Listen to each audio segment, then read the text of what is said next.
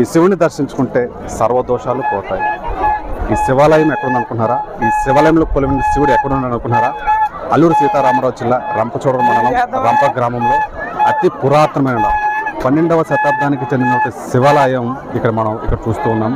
ఈ శివాలయంలో కొన్నటువంటి శివుణ్ణి ఇక్కడ భక్తులు, వేలాది మంది భక్తులు ఇక్కడ బారులు తిరిగి శివుని దర్శించుకోవడం మనం చూస్తున్నాం. అయితే ఈ శివాలయానికి సంబంధించిన కొన్ని ప్రత్యేకతలు మనం తెలుసుకునే ప్రయత్నం అయితే చేద్దాం.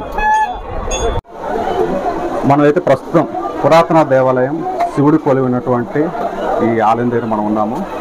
ఈ ఆలయాన్ని బ్రిటిష్ వారు వెన్నులో వణుకు పుట్టించినటువంటి అల్లూరు సీతారామరాజు ఇక్కడ ఈ పరమాత్మని ప్రతిరోజు కూడా ఇక్కడ పూజించేవారు కూడా ఇక్కడ గ్రామస్తులు మనకు చెప్తున్నారు. అదేవిధంగా అల్లూరు సీతారామరాజు గారు ఇక్కడ ఏ దేవుడిని అయితే కొలువై ఉన్న దేవుడిని దర్శించుకుంటారో ఇక్కడ కొలువైనటువంటి దేవుడి వెనకాలే ఒక గుహ కూడా మనం ఇక్కడ ప్రత్యక్షంగా చూస్తున్నాము. ఈ గుహ కూడా ఒక ప్రత్యేకత ఉన్నది.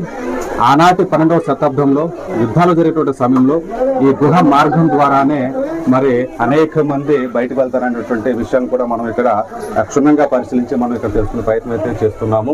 అదేవిధంగా ఇక్కడ ఉన్నటువంటి ఈ పురాతన దేవాలయంలో ఏదైతే దోషాలైతే ఉన్నాయో ఆ దోషాలన్నీ కూడా తొలగిపోయే రీతిగా ఇక్కడ శివుడు మహాత్మన కార్యాలు చేస్తారని ఇక్కడ భక్తులు వేలాదిగా బారులు తిరిగి ఇక్కడికి వచ్చి ఆ పరమాత్మను దర్శించుకోవడం మనం ప్రత్యక్షంగా చూస్తున్నాము.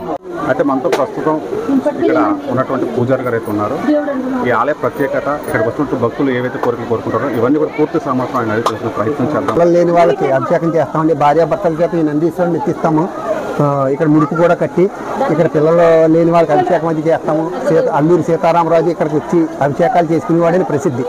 ఈ కొండ దిగువలో ఒక గుడి ఉందండి. ఆ గుడి ప్రత్యేకత కూడా ఏమిటంటే ఇంటి వాస్తు దోషాలు చోళ రాజుల టైంలో నాగవంశీకుల చేత నాగవంశీకులు ప్రతిష్ఠించి ఆ శివలింగాన్ని ప్రతిష్ఠించారండి. అది ఆ ఇంటి వాస్తు దోషాలు సమసిపోతాయని చెప్పి ప్రసిద్ధి.